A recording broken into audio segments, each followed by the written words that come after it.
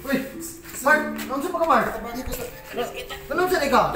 Bikugan nga, bikugan mo ka? Naglakaw kong layo. O sa mga tao gilakaw ni mo layo nga, bikugan man ka? Problema na ni mo? Mga apply lagi na. Mga apply kag trabaho? Nya, maglakaw ka mga apply kag trabaho? Ano sa mga tao ka? Pwede ka kwarta, tanan ni mong kinahanglanon, padi na ka makiyon-ingon. O, tanawa ron. O, imong sitwasyon. Di ikaw ra gyapon nag-antos sa imong Kasi gibuhat. pwede ko nang tabagan na eh. Ay na, gadali ko Bert, kay nakoy aron apply na ko interview dito. Tama.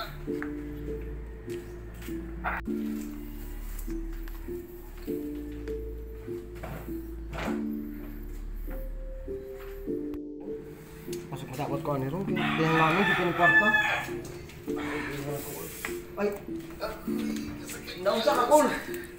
Sir, nakuha ko sir, kanang nabikugan ko, galagala ko, kung lugar kayo.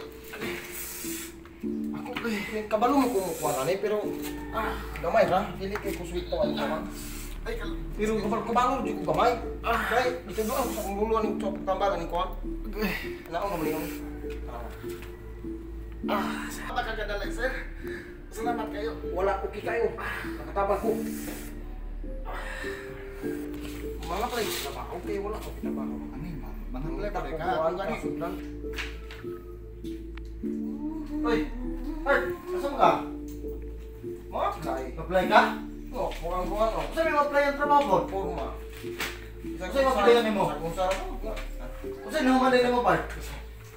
Kung saan ko. Uy, naon sa di man ka-qualified na ini mo applyan. Sa mga tao inuman eh. Ako nimo di nakakusik-kusik pa na ho.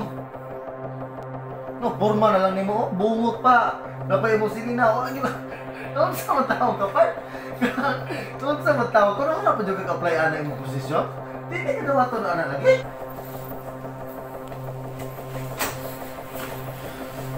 Okay, good morning, applicant. Pass your resume.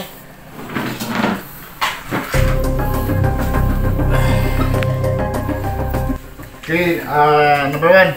Pass your resume. Ikaw, una part. Kaya, kuhan mo ka, ganahan mo ka makasulod og trabaho.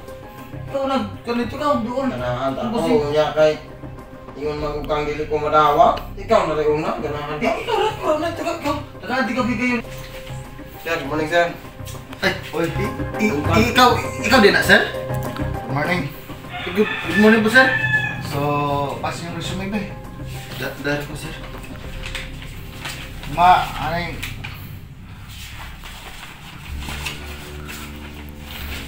So, unsa rin yung applyan? Apply mo, sir. Bisan sa panon office lang, staff. Ako sir, ma-apply ko pagka kuhaan sir, gwardiya. Okay. Nakaila pa muna ako. Ako, sir, kailan ko nimo, sir? Anya, ang sa imuhang kuan, ang sa imong masulti sa atong pagkahibalag sa atong pagkailanay. Bitaw, sir. Tunganaw ng buta, sir. Kung ko kadali, kung kayo na ko, sir. Sulukan ako, sir. So, ang ako ka kumpanya, nagkinahanglan ko og usa ka tawo nga matinud-anon. Unya, kabalo maluoy sa mga empleyado.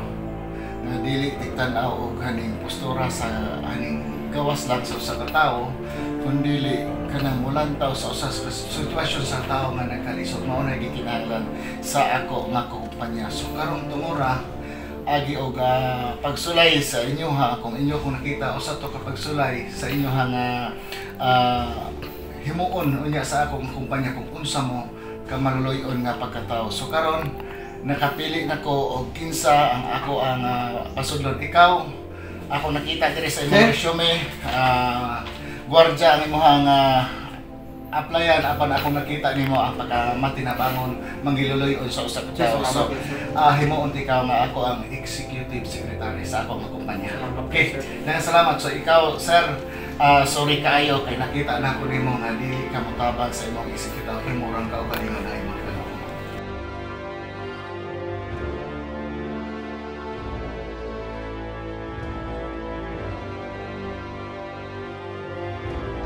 Ayaw ka mo pagpasigarbo sa inyong kagalingon. Ayaw ka mo pagdaog-daog sa uban. Kaya wala ka mo masayon. Unsa ang may tabo ugma. Usa. Ang Biblia nagaingon. Ang Dios magabatok sa mga mapaytason, apan sa mga mapabsanan, siya magahatag og grasya. Unang Pedro 5:5.